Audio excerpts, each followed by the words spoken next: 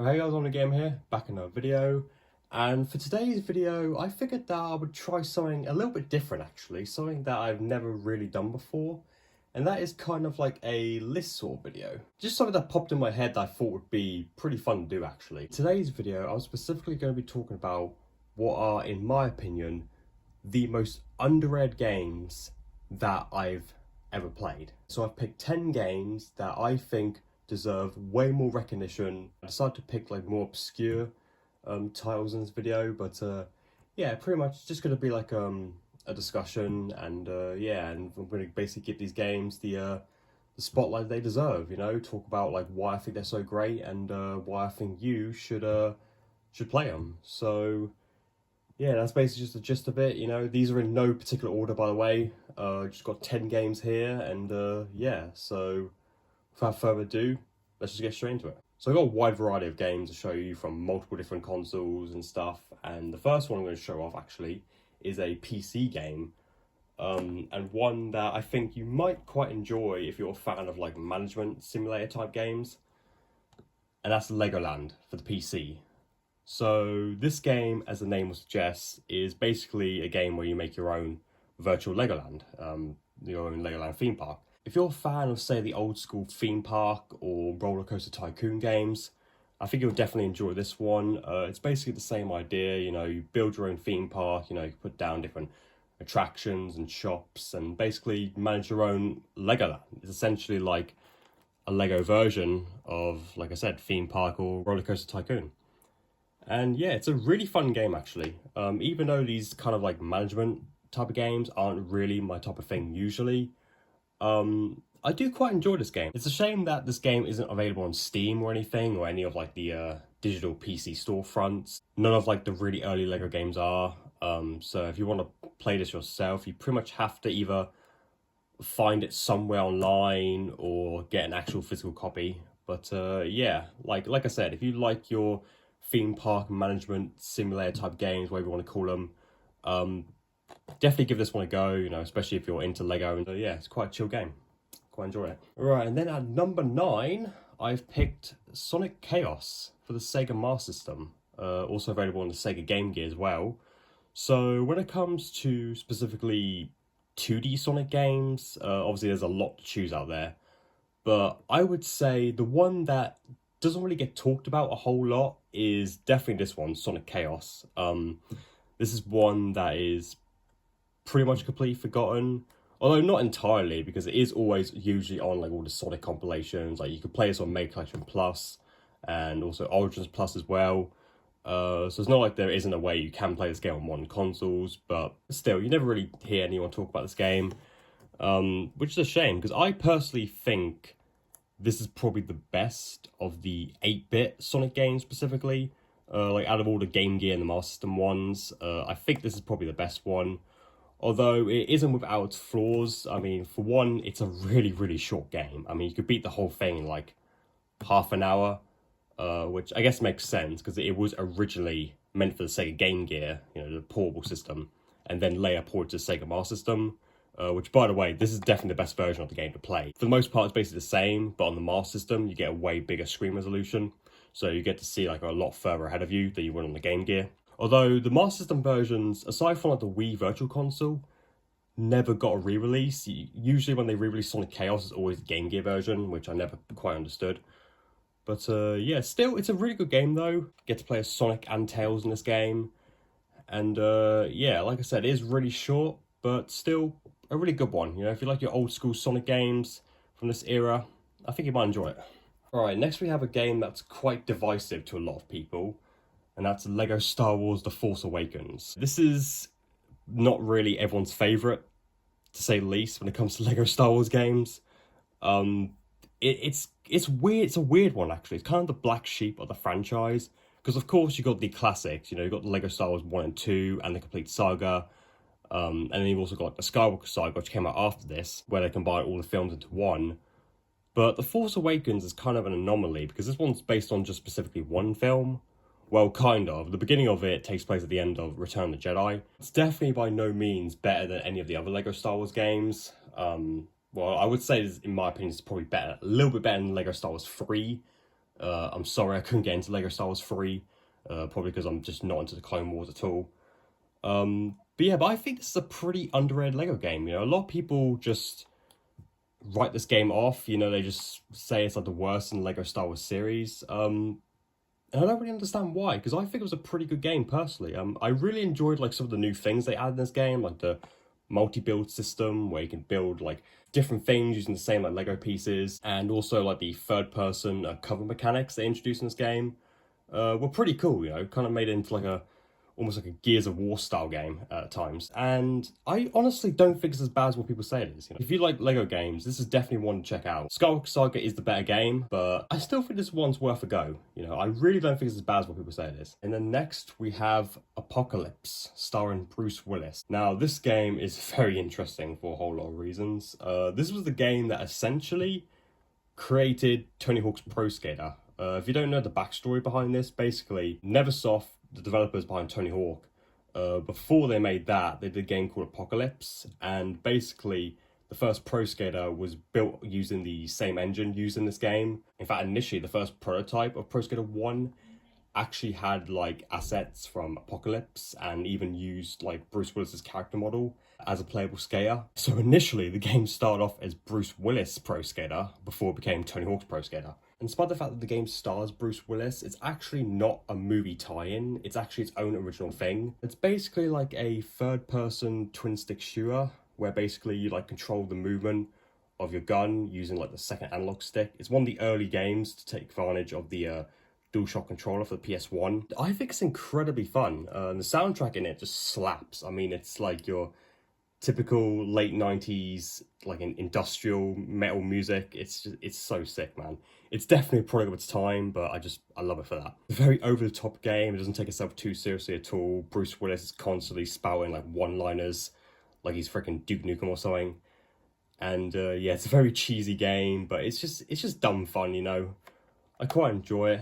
And it's just crazy to think that this is the game that essentially, you know, would later spawn Tony Hawk's Pro Skater. You know, it all started from this obscure Bruce Willis game.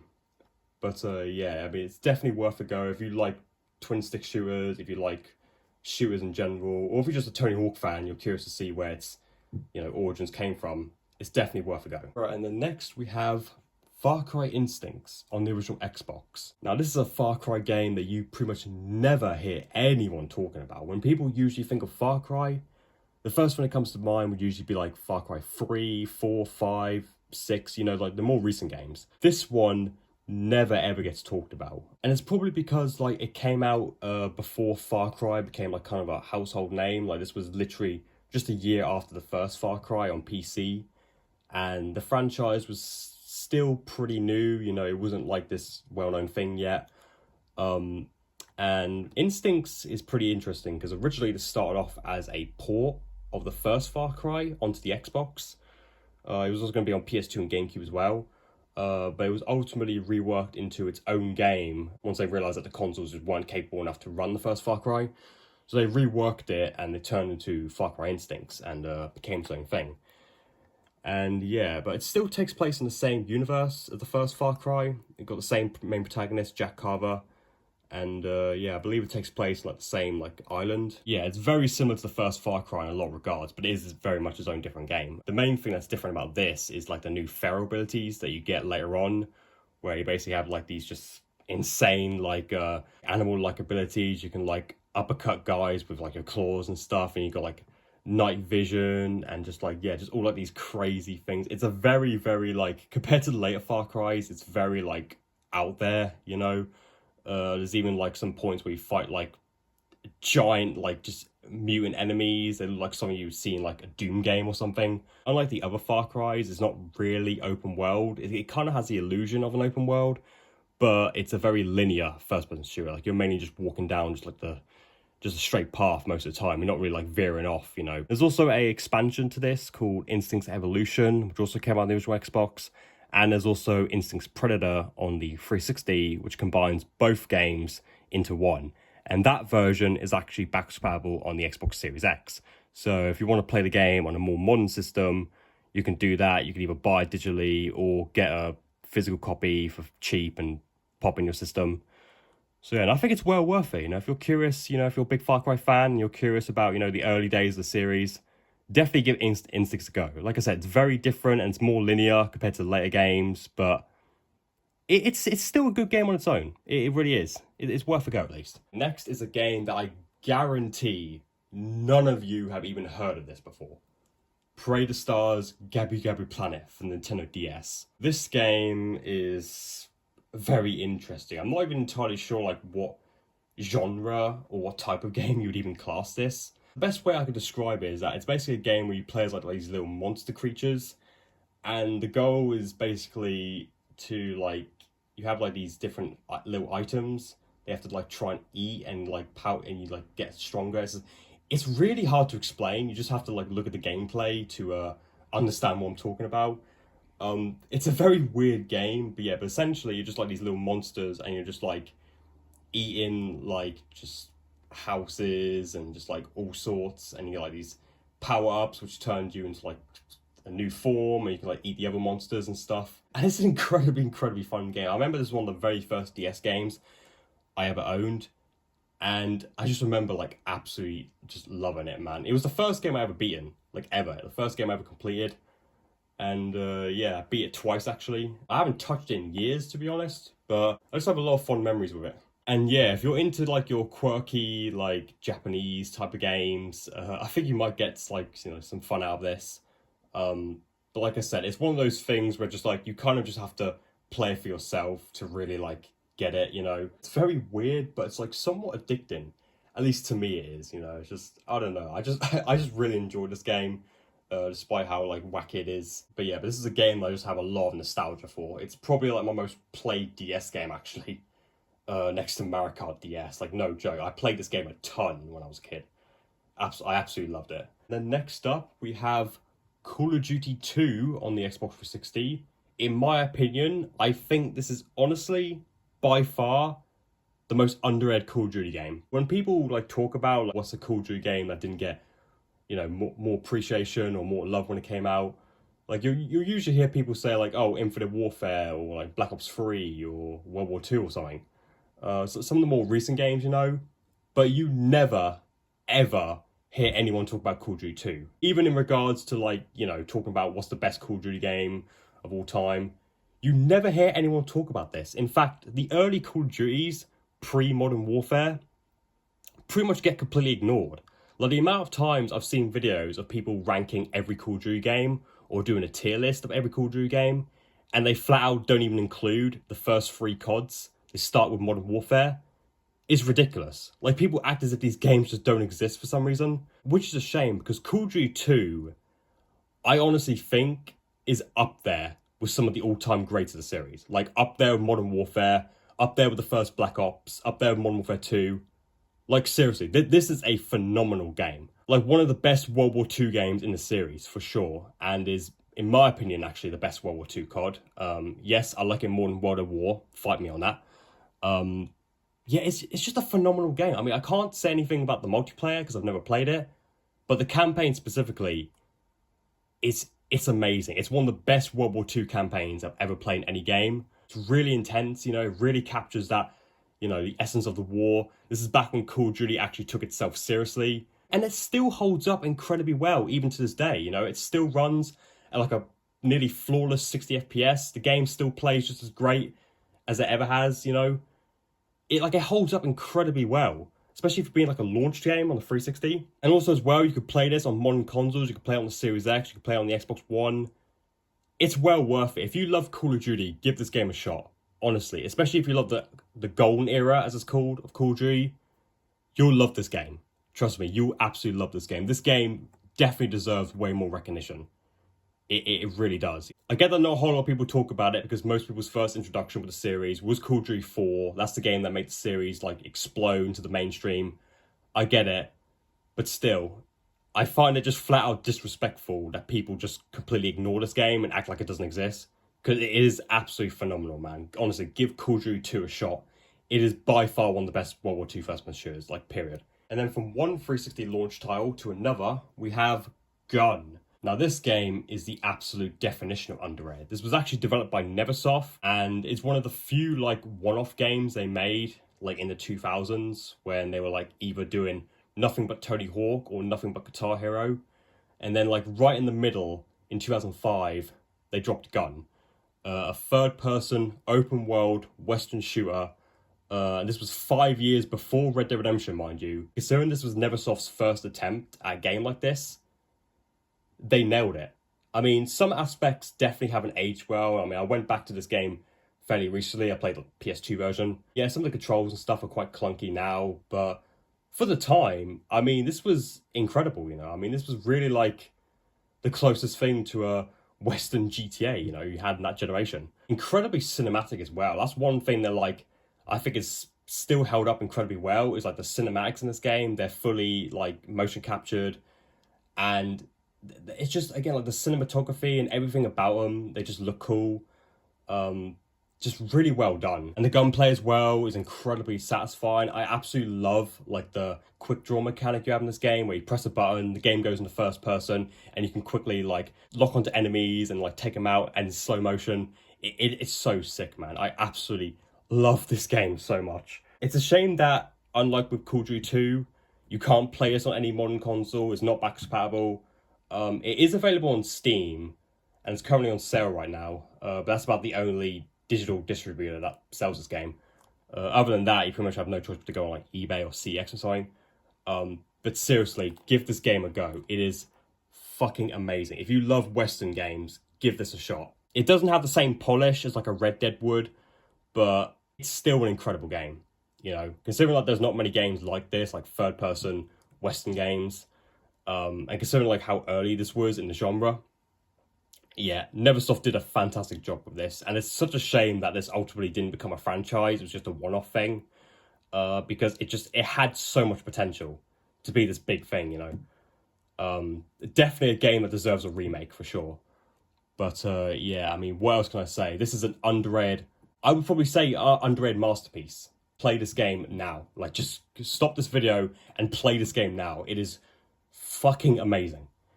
And it really goes to show why Neversoft is the greatest game company of all time. And okay, what it says. Then next up, we have Sean Palmer's Pro Snowboarder for the PS2. Now, this is a game that I've been trying to expose people to for the longest time. This is a game that honestly baffles me as to why it was never popular when it first came out. Because essentially, this game is basically Tony Hawk's Pro Skater, but on a snowboard. Like, that's really the best way to describe it. It is literally Tony Hawk's Pro Skater, but the snowboarding version of it. In fact, I believe it even runs on the same engine used to power like Pro Skater 3, I think. Because it came out around the same time. And it was even published under Activision 02. Why don't many people talk about this? When people talk about like snowboarding games, especially on the PS2, you always hear everyone glaze over SSX, but no one ever talks about Sean Palmer. And it's like, why? This game is fucking amazing.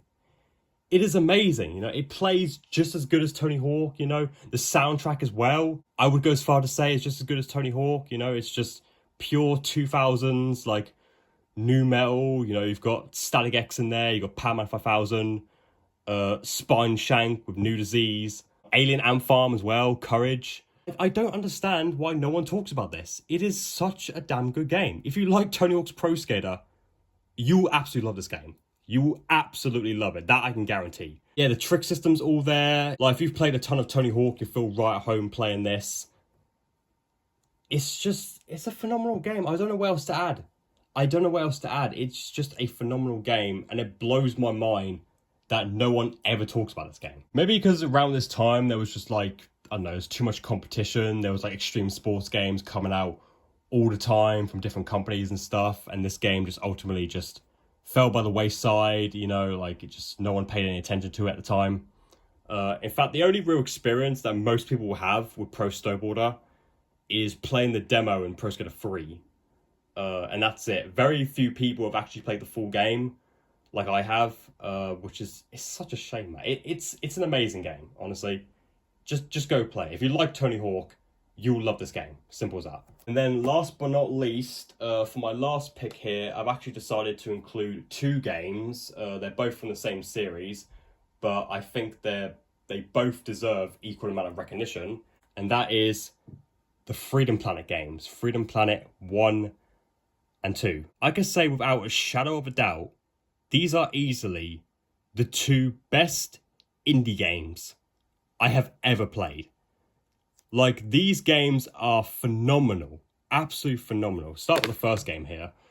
So basically, Freedom Planet is a 2D platformer and originally started off as a Sonic the Hedgehog fan game, but ultimately turned into its own original IP. But that Sonic influence is still very much there, you know, because it's very much a old school 2D pixel art, high-speed platformer. Yeah, it is essentially like what feels like what would have been like the next evolution of Sonic, like after Sonic 3 Knuckles. And it's just like, it's amazing. It takes inspiration from other games like Mega Man, Gunstar Heroes, I think even Rice Star as well. Like a bunch of the classic 16-bit platformers. You've got 3 playable characters, Lilac, Carol, and Mila. They all play pretty distinct from each other. And yeah, there's like the bosses in this game as well are just insane. Like they take up like half the screen pretty much. This game has a big focus on melee combat as well, compared to like just straight up like high speed. Like, you know, you can still like, you know, blast your way through levels, but like during the boss fights and stuff, it's very much like you know, combat focused. And yeah, it is a phenomenal game. I don't really know what else to say. Like, it is so damn good. And then Freedom Planet 2, this one is even better. You know, they took everything that was great about the first game and just improved upon it, like, big time. You know, they added a 4th playable character with Nira, who was actually in the first game as a boss character, but is now fully playable in the second one. And yeah, they refined the gameplay. If you like 2D Sonic, you absolutely love both of the Freedom Planet games. I can't gush enough about these games, you know. They're absolutely amazing. You know, spread the word on this series. I really want to see a Freedom Planet 3 made. Galaxy Trail, the developers of these, has really become like one of my new favorite developers now. They are now officially my new favorite indie developer. I'm really looking forward to their new game they've got coming out, Chrono Gear Warden of Time. Looks pretty good. And yeah, I really, really, really want to see a Freedom Planet 3 because this series it's just phenomenal. It's just absolutely phenomenal. I can't say enough good things about these. And, you know, the quality of these, especially even Freedom Planet 2, is insane, considering like these are indie games. I mean, Freedom Planet 2, it kind of made a little bit more sense because this game was in development hell for like 7 years. But ultimately, when it came out, it was worth it because they produced an absolute masterpiece. Yeah, I can't say enough good things about these games. You know, like, give Galaxy Trail as much support as you can so we can get a Freedom Planet 3 made. Both of these games are currently half price on sale on Steam right now. Like, go pick them up. They're available on all platforms. And yeah, I just want to see more Freedom Planet because these games are so good, man. Like, oh my days, why don't anyone talk about these games? And that's the whole point. That's the whole point of this video, pretty much, is just to shed some light on some games that I personally think deserve it. You know, these are games that are well worthy of your investment. You know, I mean, some may not be for everyone, like Predator Stars, for example. You'll find some quality in every single one of these, I can guarantee you that. Some of these games are literally some of my favorite games of all time, and it's just a shame that no one talks about them, you know, which is why I decided to make this video, because I felt like these games deserve to have a voice, you know, deserve to be like more well known, or even on mostly small channel, but you know what I mean. I just feel like these games, they just deserve again, I know I keep saying it, but they just deserve way more recognition. So yeah, so what are some games that you guys think are super underrated? Let me know down in the comments. Give me your list of what you would consider most underrated games that you've played. And also let me know as well if you have played any of these games before, and if you enjoyed them, you know, just let's get a conversation going in the comment section. But yeah, so anyway, I know this was a very different type of video, but I hope you guys enjoyed it. Don't forget to like and subscribe if you haven't already. And I shall see you guys in my next video. Until then, take care now.